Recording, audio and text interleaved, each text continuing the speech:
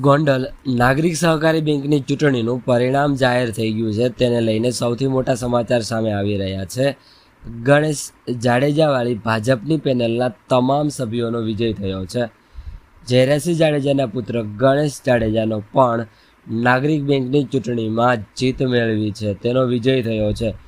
ગોંડલ નાગરિક સહકારી બેંકની ચૂંટણીમાં કુલ 11,250 મતો પડ્યા હતા. ભાજપની પેનલમાંથી 11 સભ્યોનો વિજય થયો છે, જ્યારે કોંગ્રેસના તમામ 11 સભ્યો અને અપક્ષના 1 સભ્યની હાર થઈ છે.